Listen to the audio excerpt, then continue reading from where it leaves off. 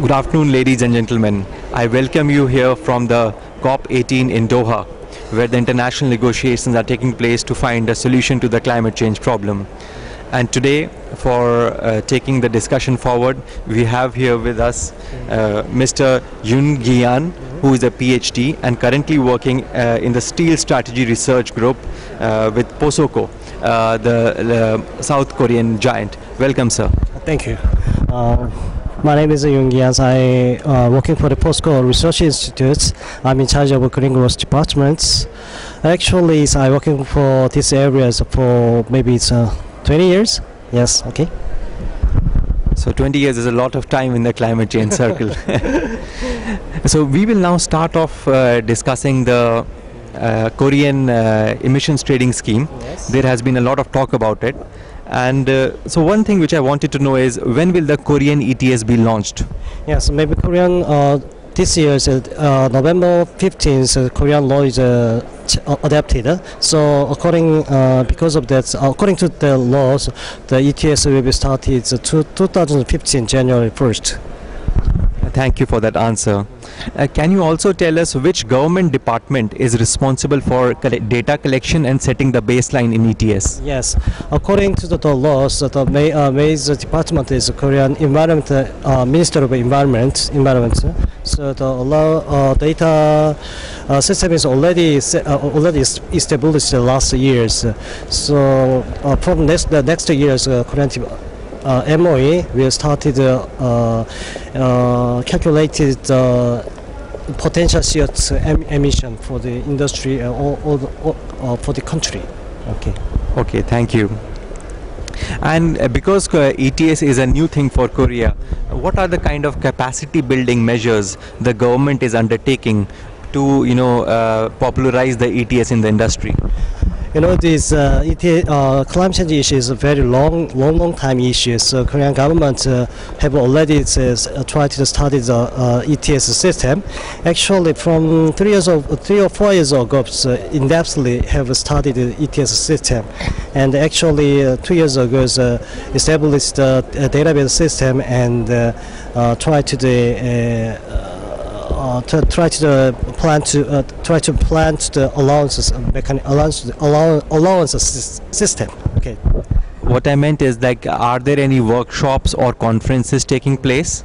Yes, there are so many workshops, and the Korean government try to make it have a discussion with another company, another government or the company, especially EU and Australia. Like that. Okay. Okay, thank you. So as we see, the Koreans are already discussing potential linkages with other ETS. And one question which we have is on the price. Often, it is a very controversial issue what the price will be. Is there a range which the government has given regarding the price of the allowances? Yes, it's very difficult to issue. Is Korean government very concerned about the price range. Right. So because according to the law, so Korean government will set up the allocation systems next year. So that allocation committees will try to apply the allocations for the industry. From that time, make it will be set up the price range. Now I'm not sure. Right, so it's still a bit early to talk about the price. Yes, right. And do we know what kind of registry system is being developed to manage the allowances? Yes, already the Korean government set up the register systems. 2 years ago, Korean established the organization. We call it GIR, Green Growth. I don't know, inventory and the registry. Right. This institute will preparing for the database about the GHG and plan to make the allowance plan for the government instead of government. So this is a government-owned institute in Seoul. Yeah, in Seoul. Yeah. Okay. Yeah. Thank you. And do we know on what exchange will the allowances be traded? in Korea now is two institutes have been competing. One is KPX, Korean Power Exchange. Another is KL, Korean Exchange. It's based on the stock market. Last year, as I said, according to the law, the Korean MOA is representative of climate change. Last year's Ministry of Environment have a MOU with the KL. So in my guess, KL will be one of the exchange, GHG exchange. Just I think. And this question is not in the list provided to you, but how much power is traded in Korea? How much percentage of generation do we know? I don't know. I'm not sure. But that now globally now is economy is recession stage. So climate change market is very not popular. So the price is very low. So until 2 years, the price is very low. So climate change markets will do not have great powers on the market. Just I think. Okay, thank you. Can you also just briefly tell us how many companies will be covered under the ETS and what is the total amount of emissions likely to be covered? Last year's Korean already started greenhouse target mechanism systems. This system will be connected with the ETS in Korea. That mechanism covers about 460 company. In my guess, in 2015, about 500 companies will be covered from the ETS. Okay. 500 companies or 500 plants? Maybe 500 plant company, maybe. So there can be multiple plants of a company under the ETS. Yes, multiple companies. I'm not sure. Company not site. Maybe it's companies. Yes. So one company is, as you said, it's have a lot of sites, workshop. So, but allocation is different according to the sites. Will be allocated. Okay. And what is the total amount of emissions which are likely to be covered? According to the Korean laws, it wanted to reduce at 2020 BAU, business as usual, based on that BAU, the 30%. So among them, targets maybe 6 or 7% firstly, and then the capacity will be larger, more. Okay, thank you very much. And one question, which our international audience will be very interested in knowing is there any other government agency or private company which is helping in consulting, the technical design of the ETS? Directly, is any companies did not related with the Korean company, but informally, Korean government wanted to get a license from the ETS, from the EU ETS, and Australia have a relationship with the Australia, especially as you know that Australia emission charge into the emission trading in 2015, yes. The same year. So have a close relationship with Australia, as far as I know. Right. Okay. Thank you. And can you also please let us know what will be the role of offsets, carbon credits under the ETS?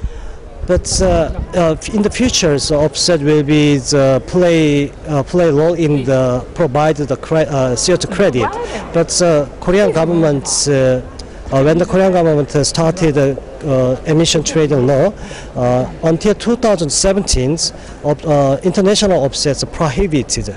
Just allowed international offset until the 2017. After 2017 will be we will get from the overseas. But anyways, offset will be great role for the emission markets. Do you know demand and supply in terms of supply perspective. So before 2017, domestic offsets will be allowed? Yes, allowed. Okay. And is there a domestic offset mechanism being developed, or is it going to be the CDM? Yes, including CDMs and Korean before the law, Korean had tried to reduce the CO2 as a tool for the all the adaptations, for all the reduction. So Korean government allowed those kind of offsets. Yeah. Okay, thank you. And can you please let us know what are the fines for non-compliance? Yes, the fine limit is about $100. Not comply with the emission targets, and within the three times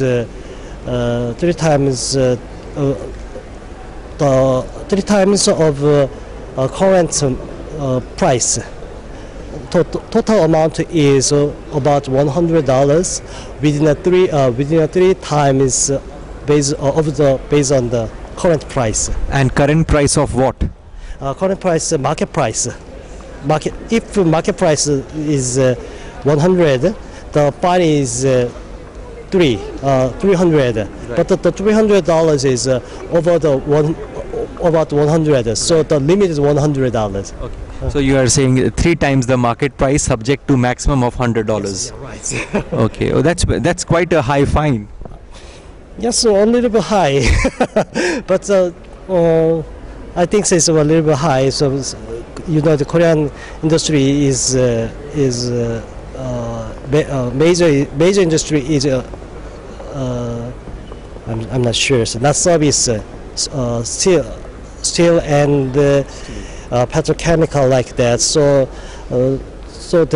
because of that, Korean government have a big burdens because that of a fine. Okay. I think that's a very interesting, comprehensive update of the ETS. I'll just like to ask some questions about the GCF, because now GCF has been awarded to South Korea, I think, and I was seeing at your booth that you have allocated a very good new building to the GCF. So how do you think GCF will influence the South Korean green policy? In South Korea, many people think GCF is good for the reduce and adapt to the climate change issues. But Korean people wonder is the GCF business model is is very ambiguous. So they wanted to make sure that the GCF's business model. Now this is the current stage in Korea about the GCF. I think that's true for almost everything about GCF, because it's at a very early stage. Yes, early stage. Yeah. But anyhow, I would like to thank you very much for sparing your time for this interview. Thank you so much. And that's all from Doha today regarding South Korean ETS. Thank you.